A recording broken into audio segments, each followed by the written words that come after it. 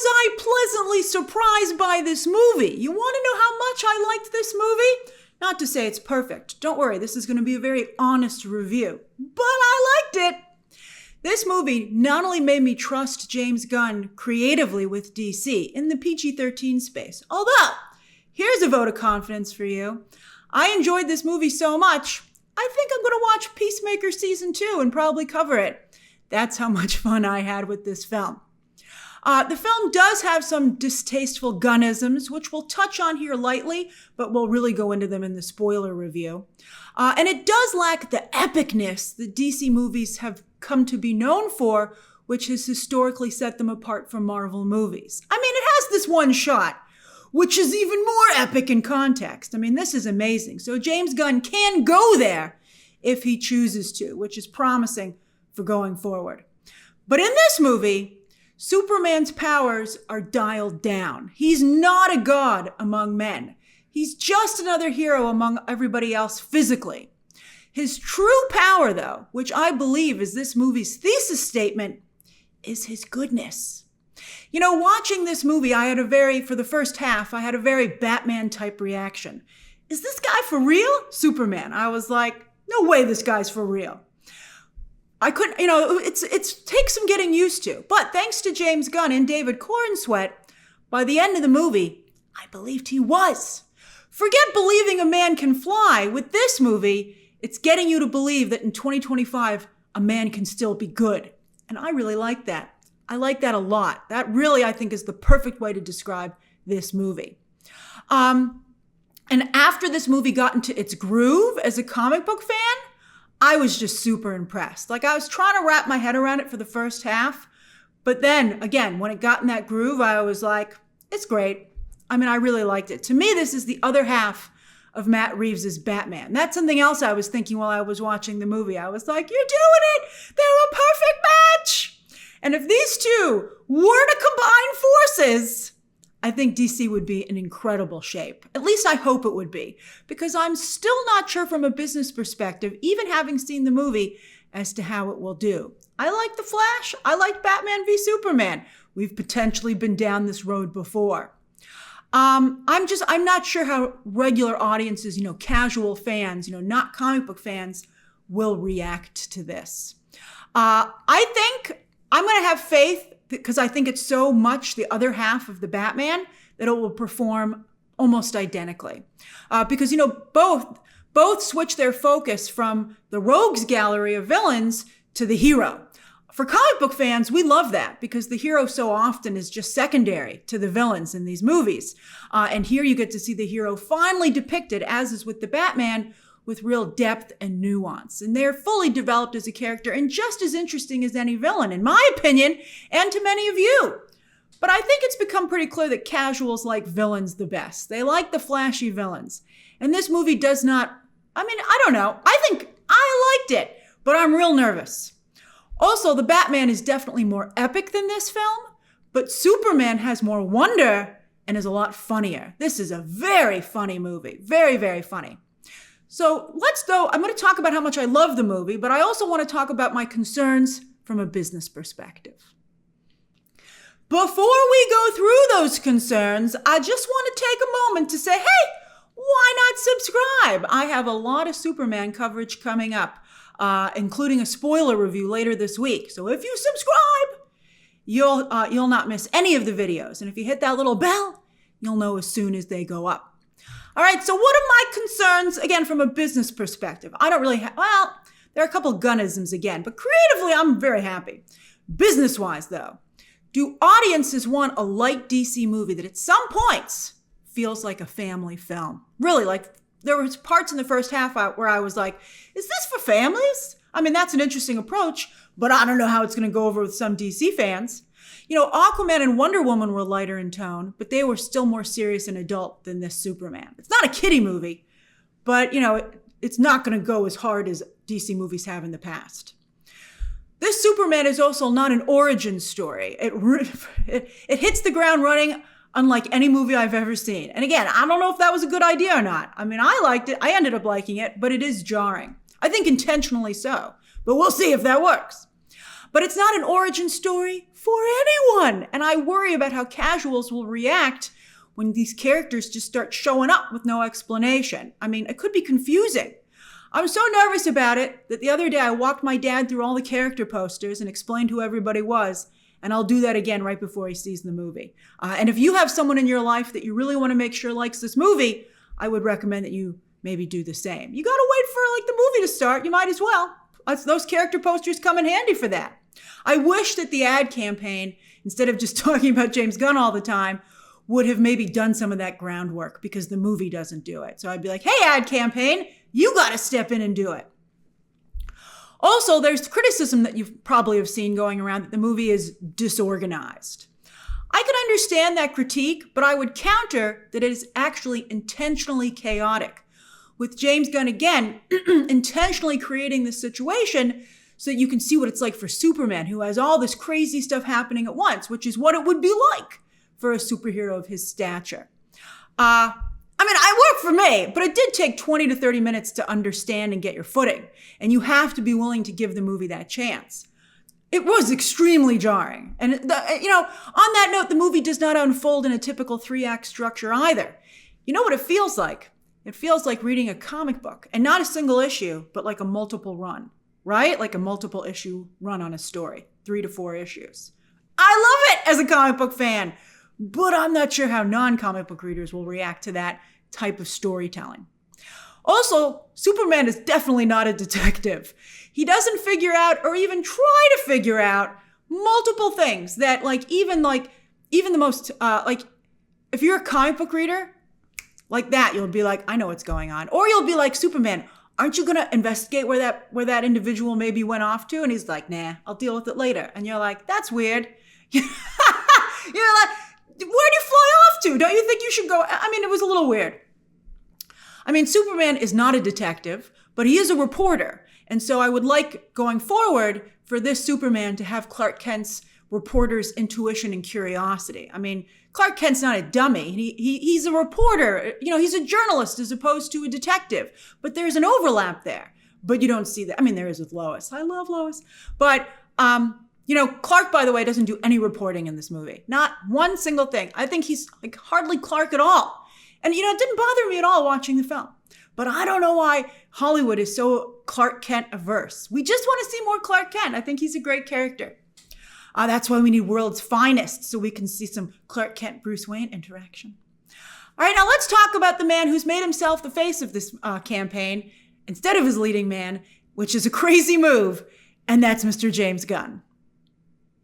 This is the best movie James Gunn has ever made. We'll see how this pans out, critic-wise and box office-wise and audience reaction-wise. But he should feel really good that at least from my perspective, he couldn't have done a better job. He put it all out there.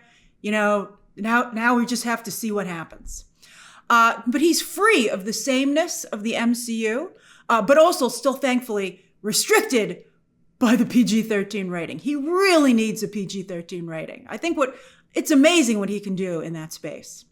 The film has a warmth and charm to it that makes it feel very cozy, yet it's still ultra professional in every capacity, from cinematography to VFX, etc. It really is just really great to watch. A good example that really stood out to me are the sets of the film. The sets for this movie are absolutely incredible. As I said, Gunn here is freed from the Marvel sameness that goes across the MCU. And here, these sets have real depth and warmth, and they feel real and lived in. You just want to explore them. The fact that I'm looking past the very good actor saying very good lines to notice the very nice sets says something.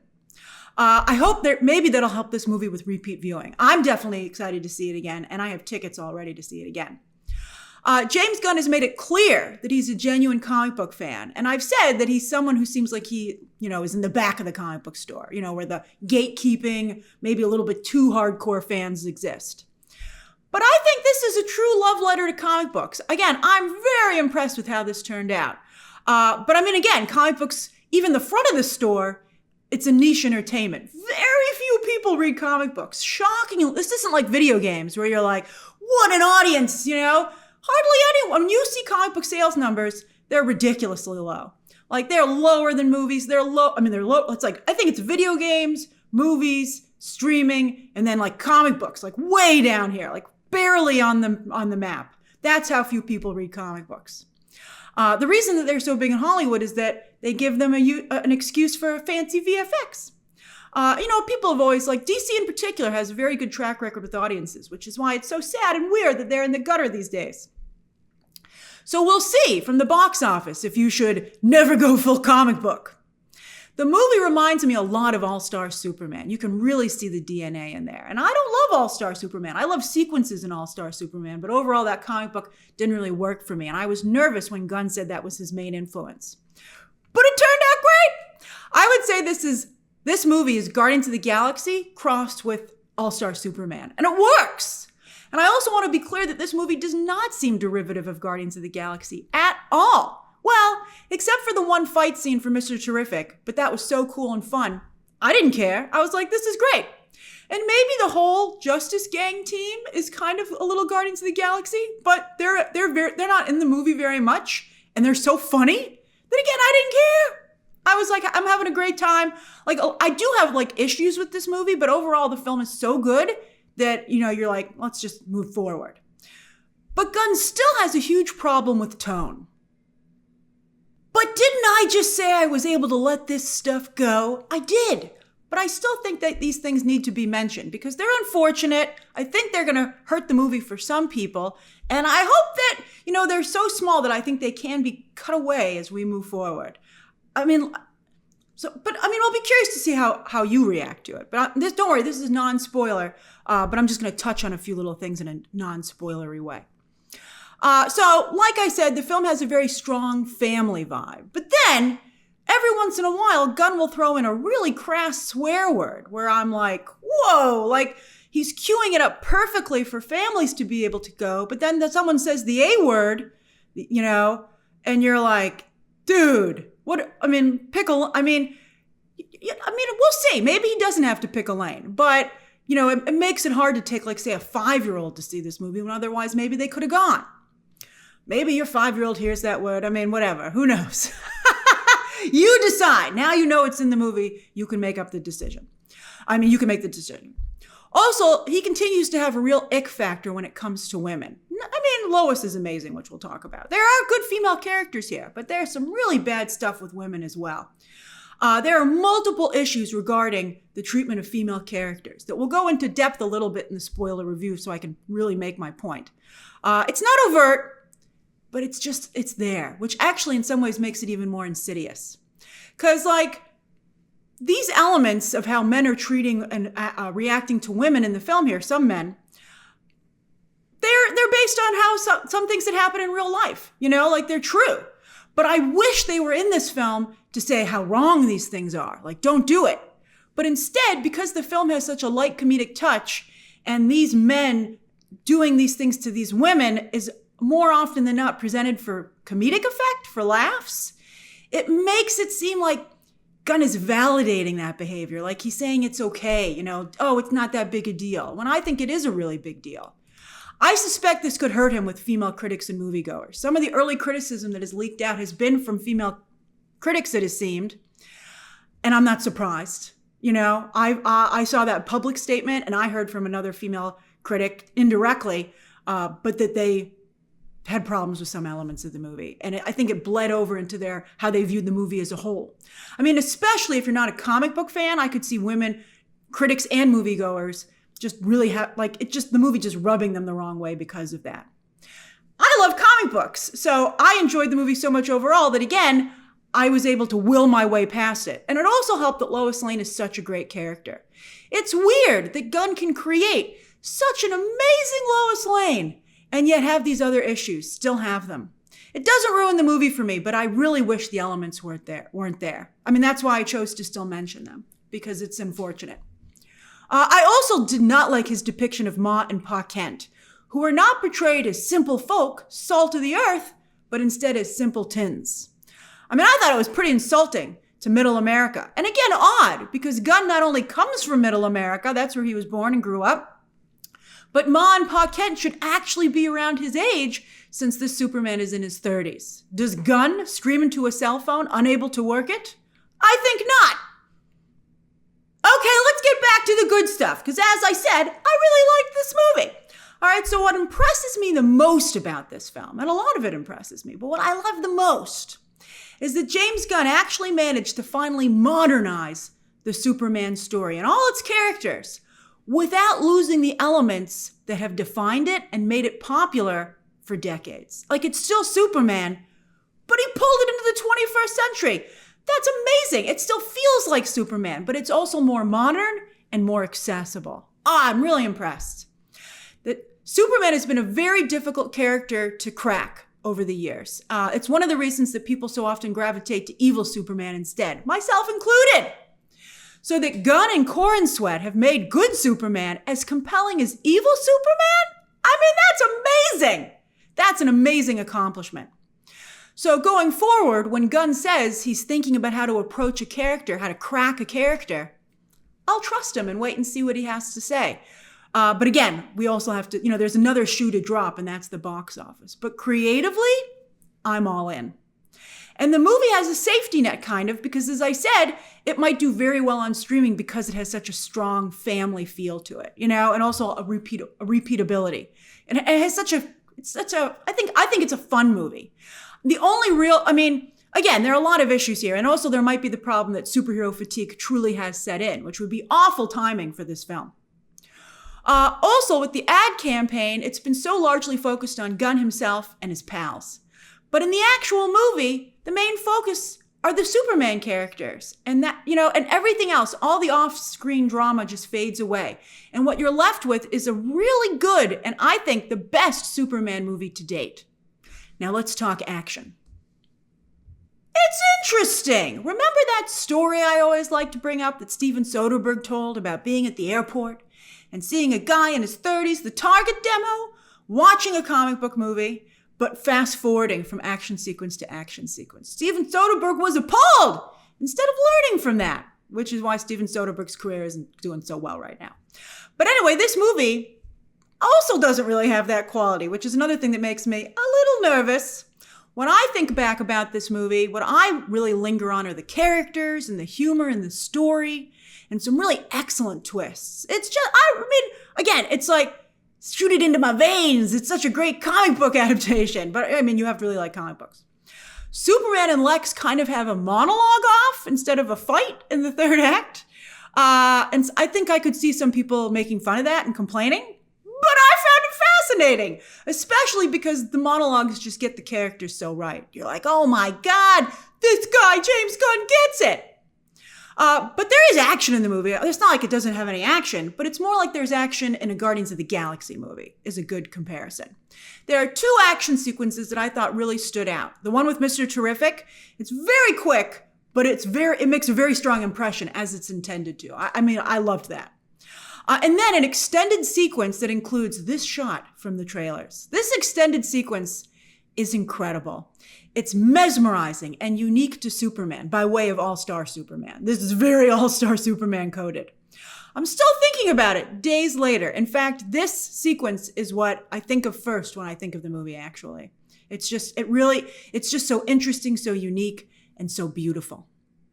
As I said, Superman isn't portrayed as a god here, and he uses his heat vision and super breath very sparingly. You almost forget that he has them, and then he uses them, and you're like, oh yeah, why don't you use that more?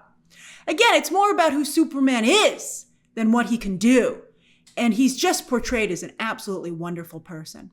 I'd said before that he was, it's almost like Jimmy Stewart kind of vibe, and David Corenswet has that aspect to him a little bit. It's very effective. So let's talk about characters. David Corenswet's Superman. We thought he'd be good, but he turned out way better than I think any of us ever could have imagined. He is Superman. And you know what? I ended up really liking the suit because, again, it fits with this depiction of the character.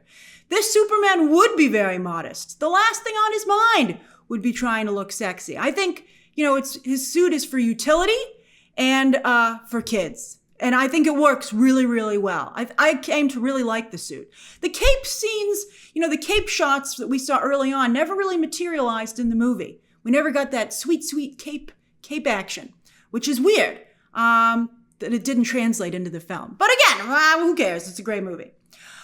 He's as good, though, as Robert Pattinson's Batman. They're a set. They are just so a set. It's nuts how well they fit together.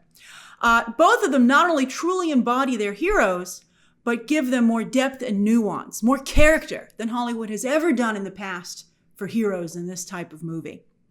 I wish the ad campaign for this movie was focusing more on Corenswet. Some of you said he might be shy, which is a real shame because he is this movie's biggest selling point. I think he is as good a Superman as Christopher Reeve. I hope that maybe he can get over that a little bit and get out there because he's not getting the attention he should be for this performance. Maybe he will once people actually see it.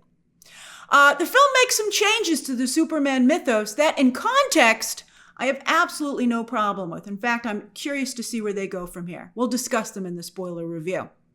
Also, Krypto. I ended up loving Krypto in this movie, who's actually in it quite a bit. And yes, he's a bad dog a lot of the time, but that Superman still cares for Krypto in spite of that, because he knows Krypto means well and that Krypto is vulnerable as an animal. It just further underscores the goodness that is this Superman. There's also something else with Krypto that worked far better than I ever would have imagined that we'll talk about in the spoiler review. Rachel Brosnahan's Lois Lane. Just wow.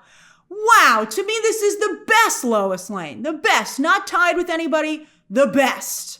And again, why aren't they better promoting this performance and character for the film? It's crazy because it's so good. She's funny, smart, and pretty. But most of all, she feels like a real woman. Complicated with her own ideas and goals. Yet maybe she's fallen in love. She's not sure. Very interesting character. And she's truly a partner to Superman.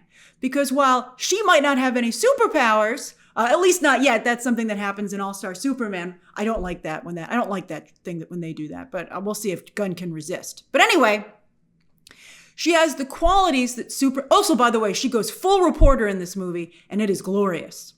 But she has the qualities that Superman lacks, as she actually points out in the film. She covers his blind spots. Superman trusts everyone and is kind to everyone, but Lois knows better. Lois and Batman often have some sort of dynamic. I don't really like it when it's a romantic dynamic, but I can see, Lois, I don't want to give anything away, but Lois really steps up here. And I think that she's able to do things that Superman can't because they don't even occur to Superman to do. And I love Lois with her gumption. A lot of other people would be like, I'm just a regular human. How dare I interfere in superhero events? But Lois is like, move over. I got stuff to say and things you should hear. And she's right. I just loved it. I loved it. So like Batman, I think that Lois and Batman would really get along because she's kind of like in the middle between the two of them. And I think Batman and Lois would agree on a lot of what Superman's weaknesses, beyond his power set, emotionally and intellectually and personality-wise are. As for Nicholas Hoult's Lex Luthor, I was not enjoying how he looked in the trailers. I was getting nervous. I was like, that looks bad. But I did like him in this one clip when Superman confronts him in his office. And I'm happy to say that is more true to form as to what Lex is actually like in this movie. Audiences have rejected Hoult, though, again and again and again, and some fantastic work that he's done. So that makes me nervous as well. But I've always been a fan of Hoult, and I think this is one of his best performances. To me, he ended up being an amazing Lex Luthor.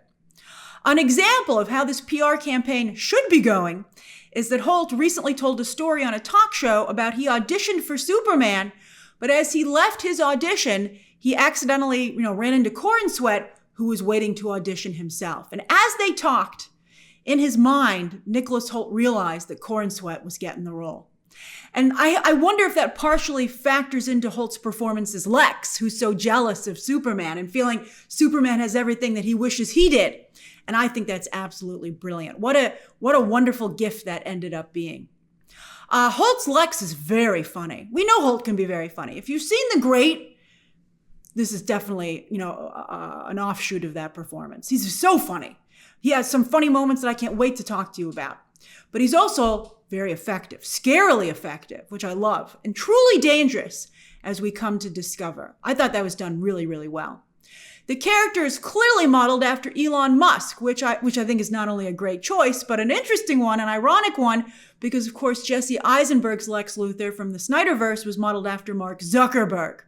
But where Gunn does it better is that he was smart enough to still give Lex Luthor all of the elements that he's supposed to have from the comics, from his look to his office to his team.